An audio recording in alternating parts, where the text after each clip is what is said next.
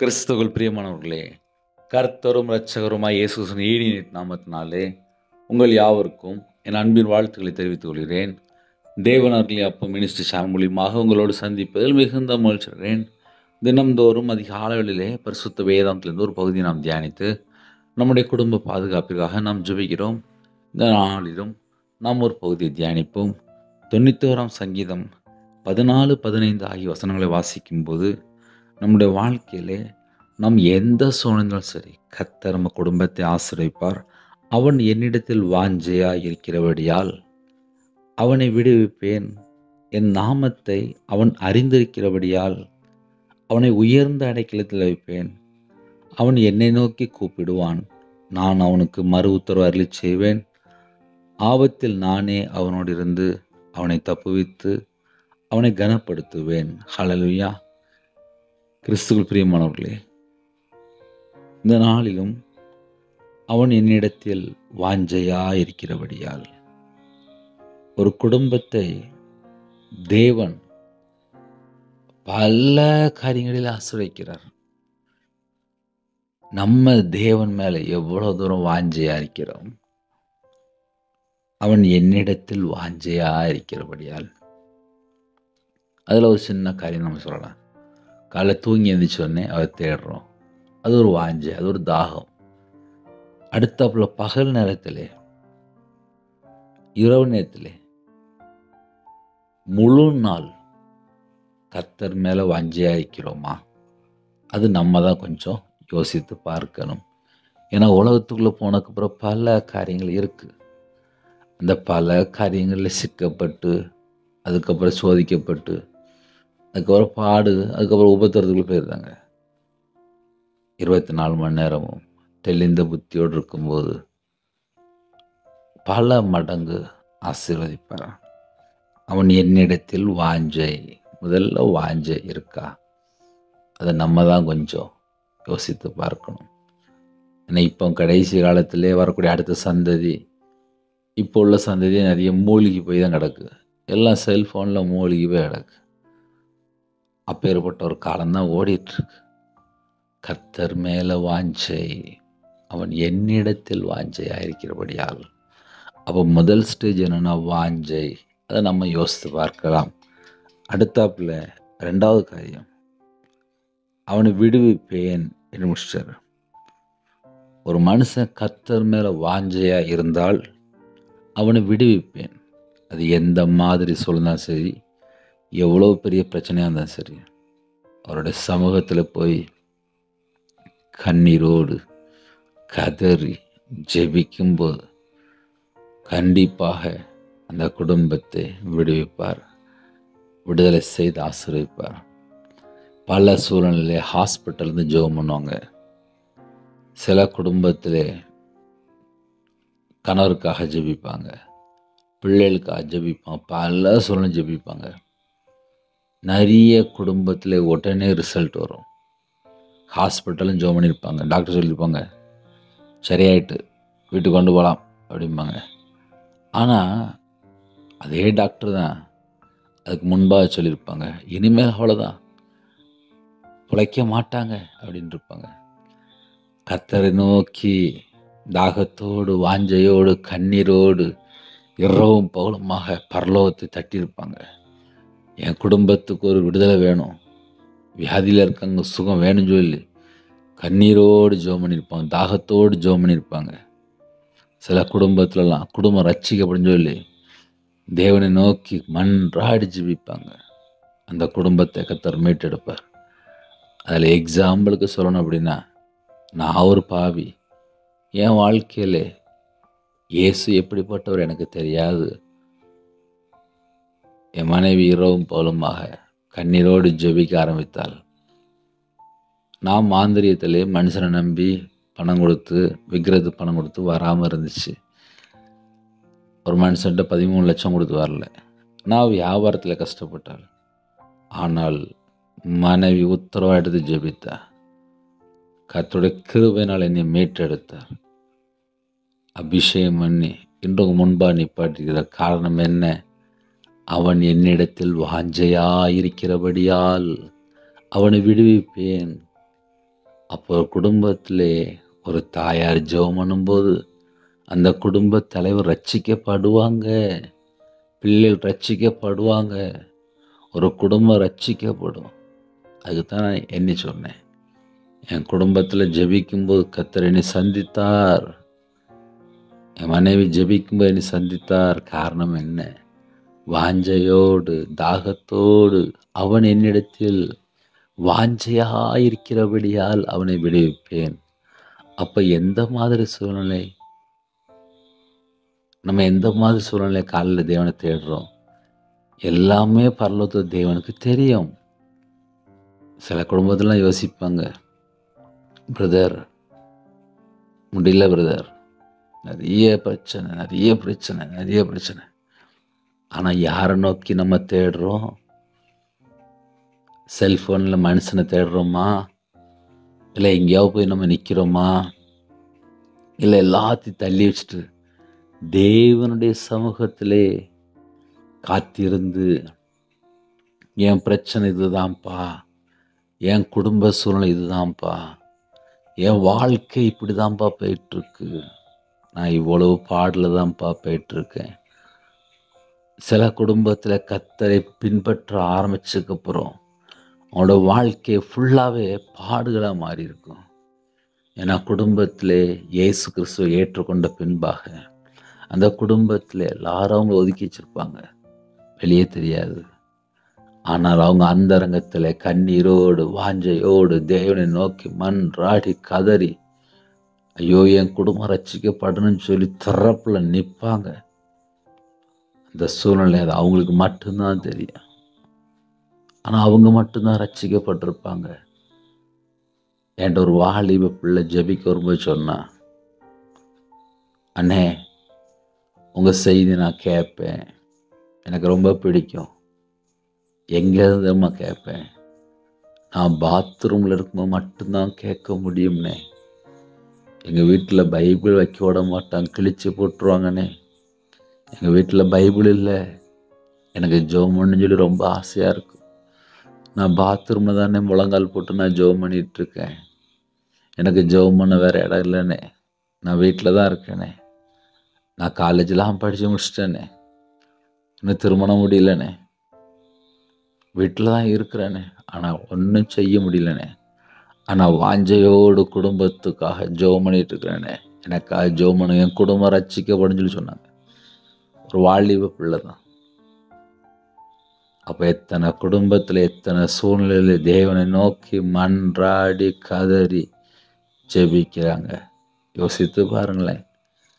இந்த கொரோனா நேரத்தில் எத்தனை கோடி ஜனங்கள் செத்தாங்க, எத்தனை கோடி ஜனங்கள் ரட்சிக்கப்பட்டாங்க, எத்தனை கோடி ஜனங்கள் இரவும் போலுமாக கர்த்தரை நோக்கி வாஞ்சையோடு தாகத்தோடு ஜெபிக்க ஆரம்பித்தாங்க. ஆனால் இன்னைக்கு நிறைய பேர் உலகத்துக்குள்ளே போயிட்டாங்க. பிரச்சனை எங்கே அப்படின்னா, நிறைய பேர் உலகத்துக்குள்ளே போயிட்டாங்க. இப்போ அவங்களுக்கு உலகம்தான் பெருசாக தெரியுது. ஆனால் கொரோனா நேரத்தில் இயேசு மட்டும் போதும் அப்படின்னு சொல்லி அழகா பாட்டு படிச்சுலாம் ஜெபம் பண்ணுவாங்க. என் வாழ்க்கைக்கு நீங்கள் மட்டும்தான்ப்பா அப்படின்னு சொல்லுவாங்க. ஆனால் இன்னைக்கு தேதியில் எல்லாத்தையும் மறந்து உலகத்துக்கு போன ஜனங்களாம் இருக்கிறாங்க. ஆனால் இயேசுவை பற்றி கொண்ட ஜனங்கள் ஒருபோது வெட்கப்பட்டு போவதில்லை. கால வேளையில் எந்த சூழ்நிலை தேவனுக்கு தெரியும். அவன் என்னிடத்தில் வாஞ்சையாயிருக்கிறபடியால் அந்த வாஞ்சையை பார்த்து தான்ப்பா ஆசீர்வதிப்பார். நிறைய குடும்பத்தில் தெரிய மாட்டுது. வாஞ்சை கர்த்தர் மேலே இருக்கா? தாகம் கர்த்தர் மேலே இருக்கா? ஒரு வாலிப மகள் ஒரு குடும்பத்தில் அம்மாவும் பிள்ளைன்னா, ஒரு குடும்பத்தில் அப்பா கிடையாது, பிள்ளைகள் அம்மா, அவ்வளோதான். வீட்டில் நிறைய பணம் தேவை உண்டு, நிறைய பிரச்சனைகள், நிறைய போராட்டங்கள். ஆனால் கர்த்தரை தேடுறதிலே மணி கணக்கா நாள் கணக்கா பட்டினியோடு பசியோடு உபவாசத்தோடு தேவனோட சமூகத்தில் கண்ணீரோடு கதறி ஜெபிக்கிறாங்க. அவங்க பார்த்த அபிஷேகத்தில் நிரம்பி பரலோக தரிசனங்களை அப்படியே பார்க்குறாங்க, அப்படியே வெளிப்பாட்டு வரோம். காரணம் என்ன? அவன் என்னிடத்தில் வாஞ்சையாயிருக்கிறபடியால். அந்த வாஞ்சை மட்டும்தான் தேவன் பார்ப்பாரு. இந்த செய்தி நிறைய குடும்பத்தில் பிரயோஜனமாக இருக்கும்னு சொல்லி கர்த்தருக்குள் விசுவாசிக்கிறேன். உங்களோட வாஞ்சை கர்த்தர் மேலே இருக்கா? நம்ம எந்த சூழ்நிலை சரி, தேவனுக்கு தெரியும். நம்ம குடும்பம் என்ன சூழ்நிலை போயிட்டு தேவனுக்கு தெரியும். அந்த வாஞ்சை மட்டும் எப்படி இருக்கு? ஏன்னா ஒரு குடும்பத்தில் கணவர் இல்லை, ஆனால் தாயும் பிள்ளையுமா தேவனை தேடுறாங்க. நாள் கணக்கில் ஆலயத்தில் போய் இருந்து உபவாசத்தோடு தேவனோட சமூகத்தில் வாஞ்சையோடு தாகத்தோடு தேடுறாங்க. அந்த குடும்பத்தை கர்த்தர் விடுதலை செய்கிறார். விடுவிக்கிறது மாத்திரமல்ல, ஆசீர்வதிக்கிறார், அபிஷேகம் நிரப்புகிறார். எவ்வளோ காரியங்கள் தெரியுமா? சொன்னால் பெரிய லிஸ்ட் வந்துக்கிட்டே இருக்கும். அபிஷேகம் பண்ணிக்கிட்டே இருக்கார். காரணம் என்ன? தேவன் மேலே அன்பு. தேவனை நேசிக்கிறாங்க. என் இயேசு கிறிஸ்துவை நேசிக்கிறாங்க. இயேசு கிறிஸ்து மேல ஒரு அன்பு. அந்த அன்பின் நிமித்தமாக அவருடைய சமூகத்திலே நாள் கணக்கில் காத்திருக்கிறாங்க. இயேசுக்காக எல்லாவற்றையும் விற்று அவருடைய சமூகத்திலே தரித்திருந்து. இன்று ஒரு சின்ன கேள்வி கேட்குறேனே, நம்ம வாழ்க்கை எப்படி இருக்கு? தேவனுடைய சமூகத்தில் நம்ம எப்படி காத்திருக்கிறோம்? நம்ம தேவைக்காக காத்திருக்கிறோமா? நம்ம குடும்ப சூழ்நிலையாக காத்திருக்கிறோமா? தேவன் மேல் அன்பினால காத்திருக்கிறோமா? அவரை நாம் நேசிக்கிறோமா? அவர் நமக்கு ஜீவனை தந்திருக்கார். அநேக காரியங்கள் உண்டு. அதிகாலையில் நம் தேவனை தேடுறோம். நம்ம எப்படி தேடுறோம், என்ன நோக்கத்துக்காக தேடுறோம், எல்லாமே பரலோகம் பார்த்துட்டு இருக்கு. ஹல்லேலூயா.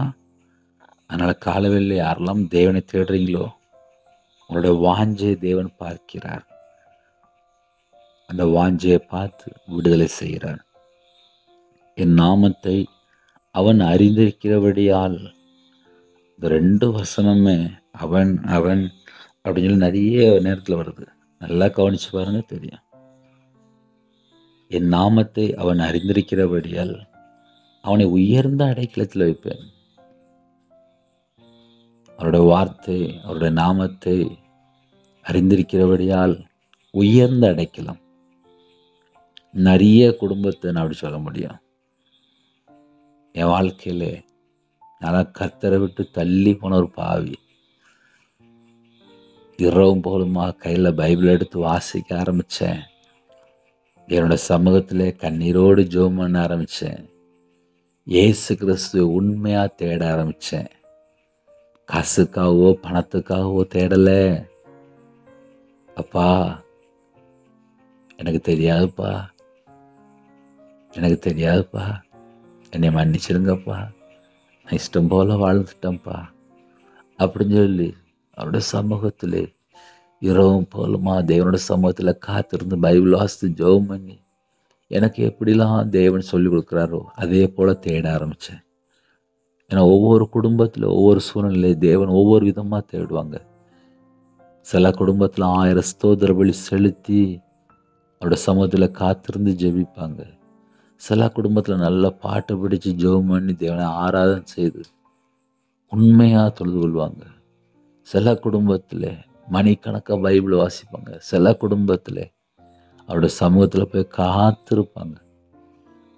என் நாமத்தை அவன் அறிந்திருக்கிறபடியால் அந்த வேடனையை நல்லா கவனிக்கணும். அப்போ கர்த்தரை குறித்து அறிந்திருக்கணும். ஹல்லேலூயா. என் நாமத்தை அவன் அறிந்திருக்கிறபடியால் அவனை உயர்ந்த அடைக்கலத்தில் வைப்பேன். அந்த உயர்ந்த அடைக்கலம் எப்போ தராரு, யாருக்கு தராரு, எந்த சூழ்நிலை தராரு? முதல்ல நம்மளை சோதித்து பார்ப்பாரு, நம்மளை டெஸ்ட் பண்ணி பார்ப்பாரு. கடையில் போய் ஒரு பொருள் வாங்குறதுக்கு முன்பாக நம்ம டெஸ்ட் பண்ணி பார்க்குறோம். நம்ம டெஸ்ட் பண்ணி பார்த்து தான் நம்ம அந்த பொருளை வாங்கிட்டு வரோம். காலை வேளையில் நம்ம என்ன தெரியுமா யோசித்து பார்க்கணும்? அவருடைய பலத்த கரத்துக்குள்ள அடங்கியிருந்தால் உயர்த்துவேன்னு சொல்லி போட்டிருக்காரு. அவருடைய பலத்த கரத்துக்குள்ள அடங்கியிருக்க மட்டும்தான் நமக்கு வேலை. மற்றதெல்லாம் தேவன் பார்த்துக்கொள்வார்.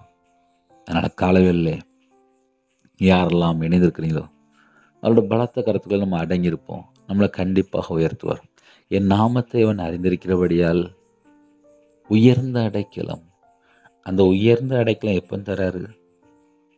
நாமத்தை, அவருடைய வார்த்தையை, அவருடைய பெயர் எல்லாமே நமக்கு தெரிந்திருக்கணும். சில குடும்பத்துலலாம் என்ன பிரச்சனை அப்படின்னா, கையில் பைபிள் எடுக்கவே மாட்டாங்க. கேட்டேன், நான் 40 வருஷமாக சர்ச்சுக்கு போகிறேன், எனக்கு 55 வயசு ஆயிட்டு, எனக்கு 60 வயசு ஆயிட்டு, நான் டெய்லி சர்ச்சுக்கு போயிடும் அப்படிம்பாங்க. ஏம்மா பைபிளை வாசிக்கலம்மா? வாசிக்கல பிரதர். அப்போ வீட்டில் என்ன செய்விய? நான் காலையில் நைட்டு ஜெபம் பண்ணிடுவேன். சரி, வீட்டில் என்ன செய்விய? பகலில் என்ன செய்விய? நல்ல நாடகம் பார்ப்பேன், நல்ல படம் பார்ப்பேன் அப்படிம்பாங்க. பார்த்தா 50 வயசு, 55 வயசு, 60 வயசு. வீட்டில் பார்த்தா ஒரே பிரச்சனை பிரச்சனை பிரச்சனை பிரச்சனை. எங்கேருந்து பிரச்சனை வந்துச்சு? நம்ம நார்மலாக யோசித்து பார்ப்போமே. கர்த்தரை தேடக்கூடிய குடும்பத்தில் எப்படிப்பா பிரச்சனை வருது? அது என்ன பிரச்சனை? கேட்டேன், நான் கர்த்தரை தேடிட்டேன், நான் தாகத்தோடு காலையில் தேடிட்டேன் அப்படிம்பாங்க. சரி, காலையில் தேடி பகலில் என்ன செஞ்சிய? நல்ல நாடகம் பார்த்தேன், நல்ல படம் பார்த்தேன். சரி, பைபிளை வாசிக்கல? இன்னும் வாசிக்கவே இல்லையே. பைபிள் அப்படியே செல்ஃபில் இருக்கும், வீட்டில் பத்திரமா இருக்கும் அப்படிம்பாங்க. இதான் நிறைய குடும்பத்தில் உள்ள பிரச்சனை. அதனால் காலை வேளையில் யாரெல்லாம் இணைந்திருக்கிறீங்களோ யோசித்து பாருங்க, ஒரு மனுஷனோட வாழ்க்கையில் எவ்வளோ பெரிய பிரச்சனை ஓடிட்டுருக்கு. இப்போ எக்ஸாம்பிளுக்கு என்னையே சொல்கிறேனே, நான் சின்ன வயசுலேருந்து சர்ச்சுக்கு போக தான் செஞ்சேன். ஞானஸ்தானம் எடுத்தாச்சு, நற்கரணை எடுத்தாச்சு, சர்ச்சில் தான் கல்யாணம் முடியுது. ஞாயிற்றுக்கிழமை காலையில் கரெக்டாக சர்வீஸ் அட்டன் பண்ணிடுவேன். ஆனால் என் வாழ்க்கையில் நல்லா படம் பார்க்குறது, நல்ல நாடகம் பார்க்குறது, இஷ்டம் போல் பாவ வாழ்க்கை, இஷ்டம் போல் அலைஞ்சாச்சு. இயேசு எப்படிப்பட்டன்னு சொல்லி கேட்டால் எனக்கு தெரியாது.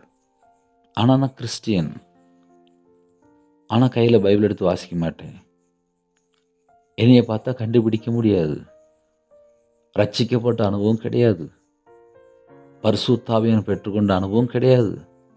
அபிஷேகம் பண்ணப்பட்ட அனுபவம் கிடையாது. ஆனால் ஞாயிற்றுக்கிழமை காலையில் சர்ச்சில் உட்காந்துருப்பேன். கடமை கடமை கடமை.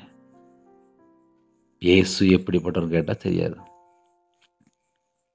அவன் என் நாமத்தை அறிந்திருக்கிறபடியால். கடையிலையும் பைபிள் வச்சுருந்தேன், வீட்லேயும் பைபிள் வச்சுருந்தேன். ஆனால் பைபிளை கையில் எடுத்து வாசிக்க மாட்டேன். நல்ல படம் பார்ப்பேன், நல்ல நாடகம் பார்ப்பேன். லட்சக்கணக்கில் கடன் கடன் கடன். இதுக்கெல்லாம் பின்னாடி காரணம் யாரு? அடுத்தாலாம் கிடையாது. தேவனை தேடலை. ஞாயிற்றுக்கிழமை மட்டும் சர்ச்சுக்கு போகிற பழக்கம். மற்ற நாளில் ஜெபம் பண்ணுற பழக்கமே கிடையாது. ஒரு தாகமே கிடையாது. அந்த ஒரு வாஞ்சையே கிடையாது. வாஞ்சை இல்லாத, ஒரு தாகம் இல்லாத ஒரு துன்மார்க்கனா வாழ்ந்துட்டேன். ஒரு நாள் பிரச்சனை, அக்கிரமம் தலைக்கு மேலே வந்துட்டு துணிகாரமாக வாழ்ந்த ஒரு துன்மார்க்கன் தேவனுடைய உக்கிர கோபத்துக்குள்ளே தண்டனைக்குள்ள வந்து அதுக்கப்புறம் திரும்பி பார்க்குறேன், நான் இப்படியா வாழ்ந்தேன்? ஐயோ, என் வாழ்க்கையில் எல்லாமே போச்சு, எல்லாமே போச்சு, எல்லாமே போச்சு அப்படின்னு சொல்லி திரும்பி பார்க்குறேன். அவ்வளோதான், எல்லாமே போச்சு. ஒரு குடும்பத்தை தேவனை ஆசீர்வதிக்கும் போது அவங்க தேவனை உண்மையாக தேடுறாங்களா? யோசித்து பார்ப்போமே. எத்தனை குடும்பத்தில் உண்மை இல்லை? எத்தனை குடும்பத்தில் உண்மை இல்லை? என் வாழ்க்கையிலலாம் உண்மை இல்லைப்பா. நான் தேவனை விட்டு தள்ளி போய் வாழ்ந்துட்டேன். கையில் பைபிள் எடுத்து வாசித்து பார்த்தா தெரியுது, நான் எவ்வளோ பெரிய ஒரு அக்கிரமக்காரன். நான் எப்படிலாம் கர்த்தரை விட்டு தள்ளி போய் வாழ்ந்தேன். அப்போ தான் யோசித்து பார்க்கேன், ஐயோ, நான் உலகத்தில் போய் இஷ்டம் போல் வாழ்ந்துட்டேனே. புதிய ஏற்பாட்டில் நம்ம பார்க்கும்போது லூக்கால் எழுதப்பட்டிருக்கு, துன்மார்க்கன் மனம் திரும்பி தகப்பனிடத்திலே மனம் கசந்து, நான் துன்மார்க்கனா வாழ்ந்துட்டேனே,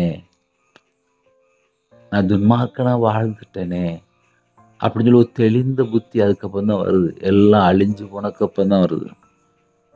இதெல்லாம் என் வாழ்க்கையில் நடந்திருக்கு. எல்லாம் அழிஞ்சு போனக்கப்புறம் தான் தெளிந்த புத்தி. எங்கள் அப்பா வீட்டில் போனால் நான் நல்லா இருப்பேனே, அதுக்கப்புறம் தான் மனம் திரும்புதல். எங்கள் அப்பாட்ட போய் நான் சொல்கிறேன், அப்பா நான் உமக்கு விரோதமாக பாவம் பண்ணிட்டேன்ப்பா, இனிமேல் உங்கள் பிள்ளைன்னு சொல்கிற கூட நான் எந்த லாய்க்கும் கிடையாதுப்பா. அப்போ எந்த ஸ்டேஜில் போயாச்சு? துன்மார்க்கனா போயாச்சு. இதெல்லாம் என் வாழ்க்கையில் நடந்திருக்கு. ஒரு மனுஷன் கர்த்தரை அறியலை அப்படின்னா அவன் துன்மார்க்கனா தான் இருப்பான். அவன் பாவியாக தான் இருப்பான். அவன் பாவத்தில் தான் வாழ்வான். அவன் அக்கிரமம் தான் செய்வான். அவன் இஷ்டம் போல தான் வாழ்வான். ஏன்? கர்த்தரை அறியலை. இன்னைக்கு நிறைய வீட்டில் சின்ன பிள்ளைகள், வாலிப பையங்க பிறந்ததுலேருந்தே கிறிஸ்டியனுங்கிறாங்கப்பா, ஆனால் கையில் பைபிள் எடுத்து வாசிக்க மாட்டேங்கிறாங்க. ஒரு பிள்ளை 26 வயசு, டாக்டர், எம்பிபிஎஸ் டாக்டர், பிறந்ததுலேருந்தே சர்ச்சுக்கு போகிற பிள்ளை தான். நல்ல பிள்ளை, மேரேஜ் முடியல, நல்ல பிள்ளை. ஆனால் அந்த பிள்ளைகிட்ட பேசும்போது, ஒரு முழு பைபிள் வாசித்து முடிச்சிட்டியாம்மா அப்படின்னு. இல்லைண்ணே, எனக்கு தமிழ் தெரியாதுண்ணே அப்படின்னா. பிறந்து வளர்ந்து ஃபுல்லாக திருநெல்வேலி தான், தமிழ்நாடு தான், தமிழ் தெரிலண்ணே அப்படிங்க. சரி, சர்ச்சு, ஆமாம் பக்கத்தில் சர்ச்சுக்கு தான் போகிறேன்னு. ஏம்மா பைபிள் வாசிக்கல? டெய்லி நான் ஒரு வசனம், நான் செல்ஃபோனில் வாக்குத்தத்த வசனம் நான் கண்டிப்பாக வாசித்துடும்னு அப்படின்னா. இம்மா பைபிளை கையில் எடுத்து வாசிப்பியா? ஆமாம், நான் சர்ச்சுக்கு போகும்போது நான் கையில் பைபிள் கொண்டு போயிடுவேன், வீட்டில் நான் எனக்கு டைம் இருக்காதுண்ணே அப்படின்னா. தேவன் பிறந்ததுலேருந்து அந்த 26 வயசு வரைய அந்த பிள்ளை வீட்டுக்கு ஒரே பிள்ளை தான். இந்த பிள்ளை எப்படி பத்திரமா தேவன் பாதுகாத்திருப்பார். அந்த பாதுகாத்த ஒரு வாலிப மகள் தேவன் மேல எவ்வளவு தூரம் வாஞ்சியா இருக்குன்னு சொல்லி பார்த்தா ஒரு பெரிய ஒரு கேள்வியா தான் இருக்கு. ஆனா நல்ல பிள்ளை, உண்மையா இருக்கா? ஆனா தேவன் மேல வாஞ்சை எப்படி இருக்கிறது? இரவும் போலமா தேவனை எப்படி தேடுறோம்? இன்னொரு குடும்பத்துல அதே வயசு தான், 26 வயசு 27 வயசா இருக்கும். பிறந்ததிலிருந்தே விக்கிர வழிபாடுல இருந்தாங்க. இயேசுவை ஏற்றுக்கொண்டாங்க. இயேசுவை ஏற்றுக்கொண்ட பின்பாக உபவாசத்தோடு தேவனை தேட ஆரம்பிச்சாங்க. அந்த விக்கிரக கட்டிலிருந்து வெளியில வந்தாங்க, மாந்திரிய கட்டிலிருந்து வெளியில வந்தாங்க. உபவாசத்தோடு தேவனுடைய சமூகத்துல காத்திருக்கும் போது தேவனை முகமுகமா பார்த்தாங்க, இயேசுவை முகமுகமா பார்த்தாங்க. அவருடைய அன்பு எப்படி, அவருடைய நேசம் எப்படி, அவர் நமக்காக எப்படி பலியானார், எல்லாவற்றையும் முகமுகமா பார்க்க ஆரம்பிச்சாங்க. அப்ப என்ன அர்த்தம்? தேவன் மேல வாஞ்சை. அந்த வாஞ்சை நம்ம வாழ்க்கையில எப்படி இருக்கு, நம்ம அதைத்தான் யோசித்து பார்க்கணும். இன்னைக்கு நிறைய குடும்பத்துல இணைந்திருக்கிறீங்க. என் வாழ்க்கையிலலாம் தாகம் ரொம்ப இல்லைன்னு தான் நான் சொல்லுவேன். ஏன்னா தேவன் மேல ஆசையா இருப்பாங்க, சில குடும்பத்துல தாகமா இருப்பாங்க. நிறைய டைப் ஆஃப் மக்கள் உண்டு. ஒரு காலத்துல தேவன் மேல வாஞ்சியா இருப்பாங்க, ஆனா இன்னைக்கு தேதியில பார்த்தா அனலும் இல்லாமல் குளிரும் இல்லாமல் இருப்பாங்க, வாந்தி பண்ணி போடுவார். பைபிள் வசனம்லாம் ஸ்ட்ராங்கா எழுதப்பட்டு காலவேளையில சில குடும்பத்துல இணைந்திருப்பீங்க. தேவனுக்கு தெரியும் நம்ம வாழ்க்கை எந்த சூழ்நிலை, என்ன பிரச்சனை நம்ம காலில் தேடுறோம், எல்லாம் தேவனுக்கு தெரியும். என் நாமத்தை அவன் அறிந்திருக்கிறபடியால் அவனை உயர்ந்த அடைக்கலத்தில் வைப்பேன். அந்த உயர்ந்த அடைக்கலம் தருவாருப்பா, தருவாரு. என் வாழ்க்கையெல்லாம் நான் பெற்றுக்கொண்டேன். அவர் மேல மட்டுமே நம்பிக்கையா இருந்து வாழ ஆரம்பிச்சுங்க. மனுஷனை நம்பி ஏமாந்து போயிட்டேன். எல்லாரும் என்னை ஒதுக்கிட்டாங்க. நிந்தைகள், அவமானங்கள், கண்ணீர், கஷ்டம், பிரச்சனை. ஏன்னா நான் துன்மார்க்கனா வாழ்ந்துட்டேன். அந்த துன்மார்க்கன் ஒரு நாள் தெளிந்த புத்தி வந்து மனம் கசந்து, ஐயோ நான் உலகத்திலே இப்படியா வாழ்ந்தேன், என் தகப்பன்ட்ட போறேன், அவர் என்னை நல்லா பார்த்துக்கிடுவார், 3 நேரம் சோறு போடுவார், அவருக்கு நான் உண்மையா இருப்பேன் அப்படின்னு சொல்லி மனம் திரும்பி தகப்பன்ட்ட போய், நான் துன்மார்க்கனா வாழ்ந்துட்டேன்ப்பா, என்னை ஏற்றுக்கொள்வீங்களா அப்படின்னு சொல்லி அவருடைய சமூகத்தில் காத்திருந்து ஜெபிக்க ஆரம்பித்தேன். தூக்கி எடுத்தார், அபிஷேகம் பண்ணினார், வரங்களை தந்தார், கனிகளை தந்தார், குடும்பமாக ஆசீர்வதித்தார். உங்க முன்பாக நிப்பாட்டி விட்டுருக்கிறார். காரணம் என்ன? என் நாமத்தை அவன் அறிந்திருக்கிறபடியால். இன்னைக்கு எத்தனை குடும்பத்தில் கையில் பைபிள் எடுத்து வாசிக்கிறீங்க? ஒரு எக்ஸாம்பிளுக்கு நான் கேட்குறேனே, உங்கள்ட்ட இவ்வளோ நேரம் நான் பேசுகிறோம்ல, கேட்க உரிமை இருக்குல்ல.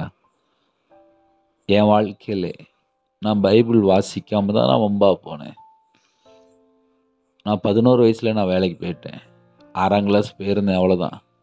ஒரு 3 மாதம் 4 மாதம் 6ஆம் கிளாஸ் போயிருந்தேன், அவ்வளோதான்.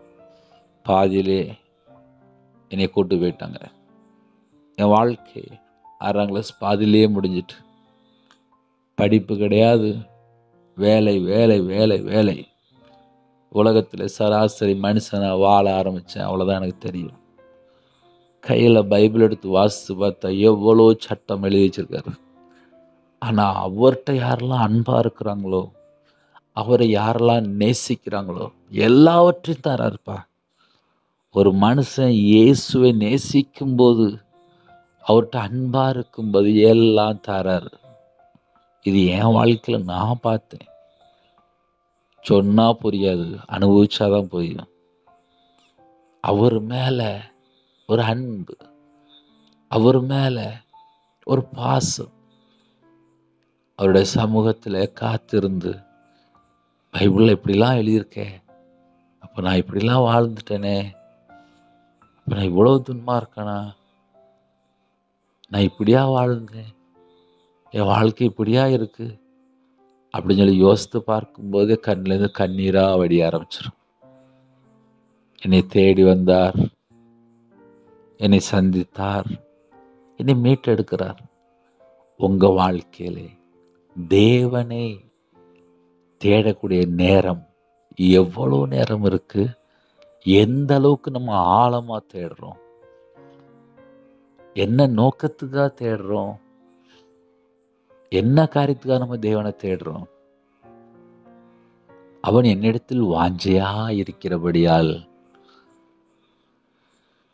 நிறைய குடும்பத்துல வாஞ்சையெல்லாம் வேற இடத்துல தான்ப்பா இருக்கு. ஒரு கல்யாணம் முடியக்கூடிய பிள்ளை ஒரு திருமணத்துக்காக ஜெபம் பண்றா. ஒரு கல்யாணம் முடிஞ்ச பிள்ளை கற்பதனிக்காக ஜெபம் பண்றா. ஒரு தாயார் என் கணவர் ரட்சிக்கப்படும் சொல்லி ஜெபம் பண்றாங்க. ஹாஸ்பிட்டலில் இருக்காங்க. என் குடும்பத்தில் எப்படியாவது தேவன் ஜீவனை கட்டளிட வேண்டும். ஒவ்வொரு சூழ்நிலையும் ஒவ்வொரு காரியத்துக்காக. நான் சர்ச்சில் வேலை பார்க்கும்போது படிக்கிற பிள்ளைகள் சர்ச்சில் போய் ஜெபம் பண்ணணும். என்ன காரியத்துக்காக ஜெபம் பண்ணீங்க அப்படின்னு சொல்லி கேட்கும்போது, நான் நல்ல மார்க் எடுக்கணுமே அப்படின்னு சொல்லி ஜெபம் பண்ணிட்டு இருப்பாங்க. அப்போ ஒவ்வொரு குடும்பத்திலே ஒவ்வொரு சூழ்நிலையும் தேவனை தேடிட்டு இருப்பாங்க. என் வாழ்க்கையில் நானும் தேவனை தேடினேன். கடனில் கஷ்டப்பட்டு நடு ரோட்டில் நிற்கும்போது தேவனை தேட ஆரம்பித்தேன். தேவனை தேடணும்னா கொஞ்சம் நெஞ்சம்லாம் தேடலை. 40 நாள் ஃபுல் பாஸ்டிங் போட்டேன். டெய்லி ஒரு நேரம் மட்டும் சாப்பிட்டேன். வெளியில் போகல, எல்லாத்தையும் நிப்பாட்டினேன். தேவனோட சமூகத்தில் காத்திருந்து கண்ணீரோடு உபவாசத்தோடு இருந்து தேவனை தேட ஆரம்பித்தேன். எப்படி தேடணும் எனக்கு தெரியாது. எப்படிலாம் பைபிள் வாசிக்கணும் எனக்கு தெரியாது. எப்படி ஜெபம்னு தெரியாது. எப்படி பாட்டு படிக்கணும் எனக்கு தெரியாது. ஆனால் தேவனுடைய சமூகத்தில் காத்திருக்க ஆரம்பித்தேன். தேவன் தூக்கி எடுத்தார், அபிஷேகம் பண்ணினார், சர்ச்சில் வேலை கொடுத்தார். அதுக்கப்புறம் மறுபடியும் அபிஷேகம் பண்ணினார். உங்கள் முன்பாக நிப்பாட்டி விட்டுருக்கார். எவ்வளோ கிருபை தெரியுமா? காரணம் என்ன? தேவனை தேடுற நேரம் தேவனை என்ன நோக்கத்துக்காக தேடுறோம், எப்படி தேடுறோம், ஏன் தேடுறோம், எல்லாம் பரலோகத்தில் தேவன் பார்த்துட்டு இருப்பார். ஒரு குடும்பத்தை உயர்த்தணுமா தெரியும், தேவனுக்கு தெரியும். அவருடைய பலத்த கரத்துக்குள்ள அடங்கியிருந்தா கண்டிப்பா உயர்த்துவார். என் நாமத்தை அவன் அறிந்திருக்கிறபடியால், அந்த வேர்டை நீங்க நல்லா யோசிக்கணும். என் நாமத்தை அவன் அறிந்திருக்கிறபடியால் அவனை உயர்ந்த அடைக்கலத்தில் வைப்புன்னு சொல்லி வாக்கு தத்தம் பண்றார். அவர் வாக்கு தத்தம் பண்ணிட்டார் அப்படின்னாலே வாக்கு தத்தங்களை நிறைவேற்ற வல்லமை உள்ள தேவன். அந்த வல்லமை உள்ள தேவனை நோக்கி நாம் ஒருமனப்பட்டு ஜெபிக்கும்போது நம்ம குடும்பத்தை கண்டிப்பாக உயர்த்துவார். ஹல்லேலூயா. அவன் என்னை நோக்கி கூப்பிடுவான். வாஞ்சியா இருக்கிறவங்க கூப்பிடுவாங்க. அப்பா, நான் இப்படி இருக்கிறேன்ப்பா, என் பிள்ளை இப்படி இருக்காப்பா, என் குடும்பம் இப்படி இருக்குப்பா, என் வாழ்க்கை இப்படி இருக்குப்பா, எல்லாத்தையுமே தேவனை நோக்கி கூப்பிடுவாங்க. அவர்கிட்ட அன்பா இருப்பாங்க. அவர்கிட்ட கூப்பிட்டு கூப்பிட்டு கூப்பிட்டு கூப்பிட்டு பேசிட்டு இருப்பாங்க. என் வாழ்க்கையில் நான் எப்படி தெரியுமா பேசுவேன், என் இதயத்துக்குள்ள இப்படிலாம் இருக்குப்பா, என் சிந்தனையில் இப்படிலாம் இருக்கு, நான் இப்படிலாம் பேசுகிறேன், என்கிட்ட இன்னும் இவ்வளோ மிஸ்டேக் இருக்குது, என்கிட்ட இன்னும் இவ்வளோ குறையா இருக்குது, நான் இன்னும் கரெக்டாக இல்லைப்பா, நான் இன்னும் மாறணும், நான் இன்னும் நிறைய காரியத்தில் மாற வேண்டியிருக்கு, என்கிட்ட நிறைய மிஸ்டேக் இருக்குப்பா அப்படின்னு சொல்லி அவருடைய சமூகத்தில் காத்திருந்து உண்மையாக தேடும்போது அழகா சொல்லுவேன், அப்பா நான் இன்னும் சரியில்லைப்பா, என்கிட்ட இன்னும் மிஸ்டேக் இருக்குப்பா, இன்னும் மிஸ்டேக் இருக்குப்பா, இன்னும் நான் உமக்கு பிரியமானபடி நான் இன்னும் மாறணும்ப்பா அப்படின்னு சொல்லி அவருடைய சமூகத்தில் காத்திருந்து அவர்கிட்ட பேச ஆரம்பித்தேன். இன்று நம்ம வாழ்க்கையிலே நம்ம சூழ்நிலை என்ன, தேவனுக்கு தெரியும். அவன் என்னை நோக்கி கூப்பிடுவான் என்று எழுதப்பட்டிருக்கு. நான் அவனுக்கு மறு உத்தரவு அருளி செய்வேன், ஆபத்தில் நானே அவனோடு இருந்து அவனை தப்புவித்து அவனை கனப்படுத்துவேன். ஆபத்து அப்படின்னு சொல்லி வந்துட்டுனா அங்கே இயேசு கிறிஸ்து இருப்பார். நான் மட்டும் தனியாக இல்லை, என் கூட இயேசு கிறிஸ்து இருப்பார். எந்த சூழ்நிலை காலையில் இணைந்திருக்கிறீங்களோ உங்கள் பக்கத்தில் இயேசு இருப்பார். ஹல்லேலூயா.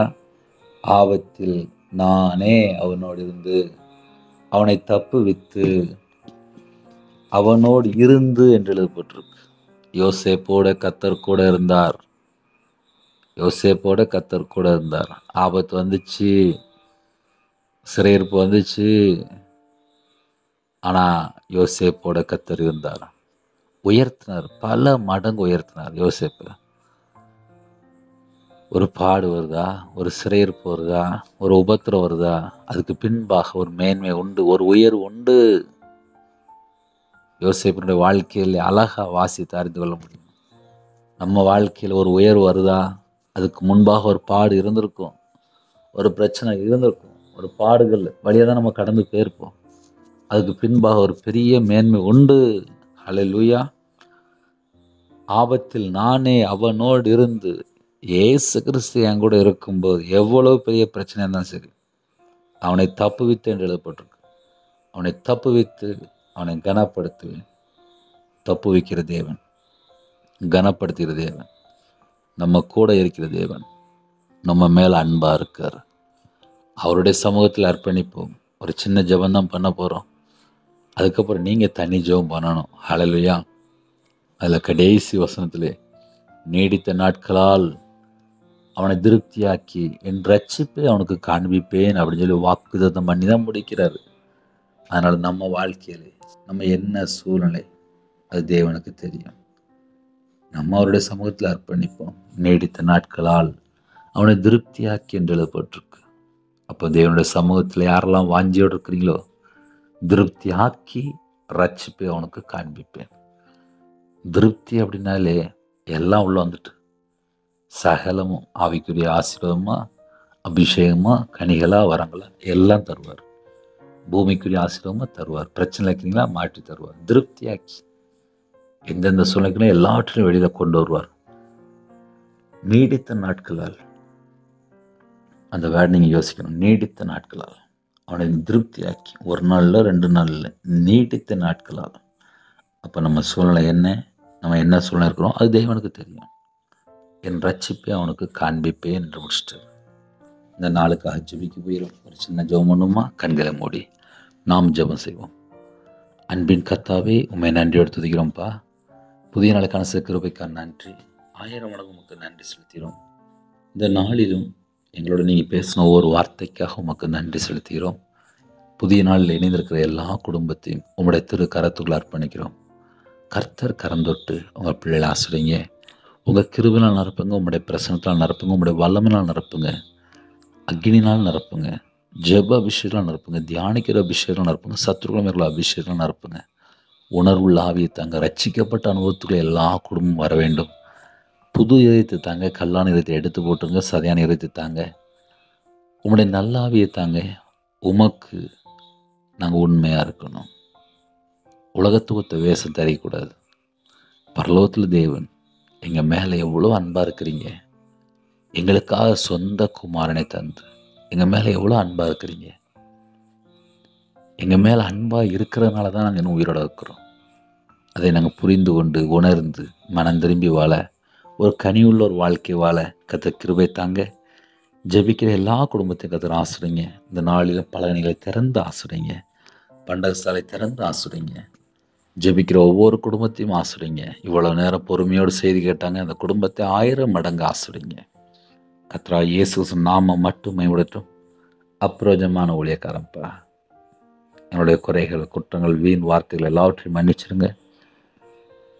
இந்த நாளிலும் யாரெல்லாம் என்னென்ன தேவைக்காக ஜெபிக்கணும், தேவைகள் அப்பா உமக்கு தெரியும்ப்பா. நிறைய குடும்பத்தில் கடன், குடும்பம் ரட்சிக்கப்படணும், ஹாஸ்பிட்டலில் இருக்காங்க, வியாதியில் இருக்காங்க, பல சூழ்நிலை தனிமையில் இருக்காங்க. எல்லாவற்றையும் கர்த்தர் மாற்றி ஆசிரியங்க.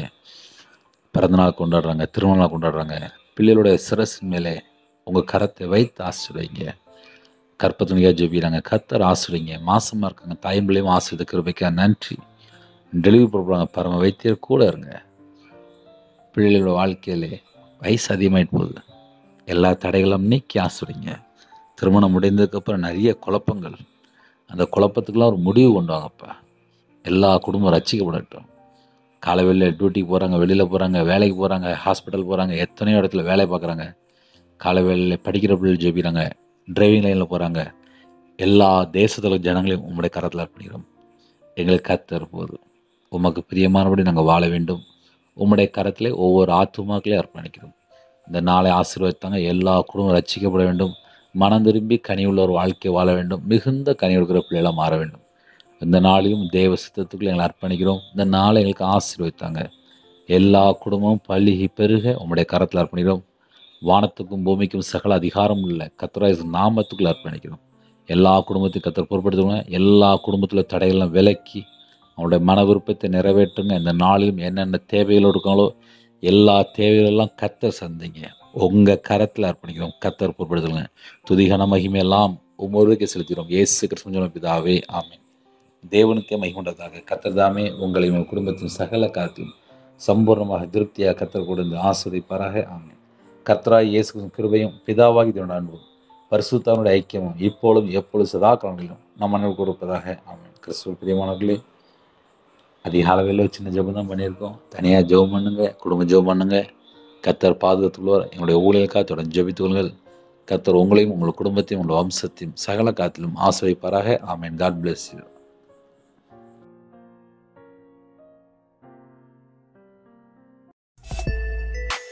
Thanks for watching. Please subscribe our channel. Click the like and share. Click the bell. God bless you.